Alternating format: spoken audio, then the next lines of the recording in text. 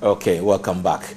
And we'll have a small discussion on the post office tower clock. You know, for those of us who have been so used to looking at that clock to give us an idea of what the time is, for the past 2 years, it has not been functioning. And we'll take a look at how that is impacting on the people that have become so used to it and why it has not yet been repaired. But Miriam, it's interesting to know that, you know, in those days when you were walking around in town, right, and maybe you don't have a mobile phone, or not many people like watch or things like that. So the easiest thing you could do was to, wherever you're standing, you lift up your head and you look at the tower clock. Then it gives you an idea that, oh, okay, I still have about 10 minutes, I still have about 5 minutes and all that. But for the past 2 years, it's not been functioning. I know. That also means that the usual sound that you hear when it's you know, the market woman relied on. Exactly. It's not there anymore. Right.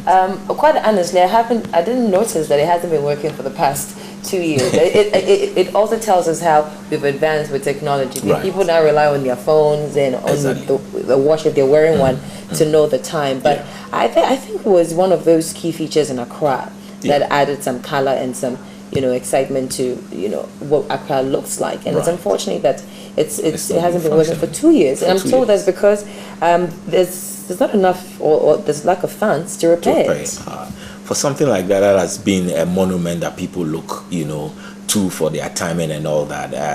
The sounds and size of Accra, and then for a while it's not been functioning. I wonder what the market women think of this. It's worrisome. Yeah, because you don't get to hear the TikToks and all that. Exactly. That gets you going. And you know, for the University of Ghana, I think the BAM Library has something like that. So wherever you are, I think every 30 minutes or an hour, it chimes. And then you're able to, okay, I just spent an hour or so. And some of these things will get so used to it that when it becomes absent, it becomes a big deal. But I hope, as part of resolutions that the city authorities are making, 2017, they will definitely make a way around it. And someone like Nico Tejani needs to have it back because of it, he doesn't wear watches. Yes. People like that will have to always get it working for them. But let's see if we can get the story rolling for you to have an idea as to why it has not been working and the impact it has on people in that particular area.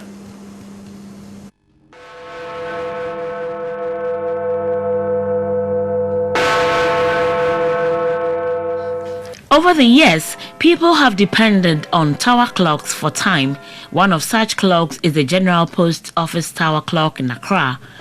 It's 11 a.m. by my watch, but the General Post Office Tower Clock is displaying 10 minutes past 8, an indication that it is not in the best of shape. And so the ticking and hourly chiming is no more. But we find out from community members of what relevance this is to them in this day and age of technology. Mr. Annan is a butler at the Post Lane. He grew up at the Lebanon House adjacent the post office. Well, when we were young, we used to hear this sound or this siren. That time, this was the main telephone exchange. Even when you are not here, you are far from here, you are circle condition everywhere, they blow this siren, you know this is the time, especially 12 o'clock. And then on occasions, it used to be blown.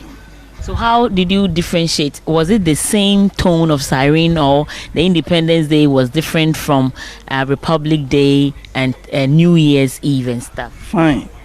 For the ordinary, it is blown once, but for special occasions it is blown thrice. Then you know it is a special day. But normally it is once, that is 12 o'clock. The situation where the clock is not functioning is a worry, not to him alone. Especially people who really live around here, they do, because they don't hear the siren, they don't know what is happening. If you go there, they will tell you they are going to repair it, and then they are not repairing it. It's happy because if it's 12 o'clock, you see say 12 catch.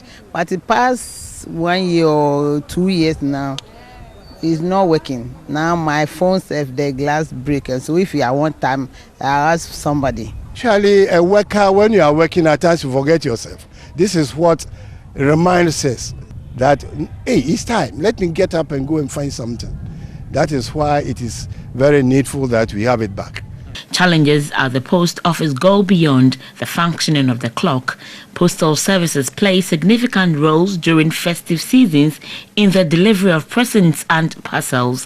While the Accra post office is on break, to resume on the 3rd of January when the festive season is over. For the over 3 hours spent at the facility, only these people had come to check their postal box.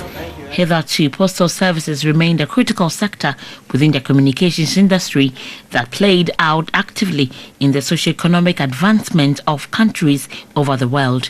It was so vital that it appeared indispensable. Where you see people going for their parcels, everything, I mean, going up and down, sending messages and all that. But this time you don't see it. However, a wave of change that swept through the communications industry since early 1990s has brought in the emergence of the mobile telecommunications industry. The role of the postal service in Ghana is diminishing, but that doesn't mean we should neglect its role in society in the communication equilibrium. Close sources at the Ghana Post indicate that the clock is not ticking and chiming again due to lack of funds to repair it. We just wonder how much it would take to repair the clock.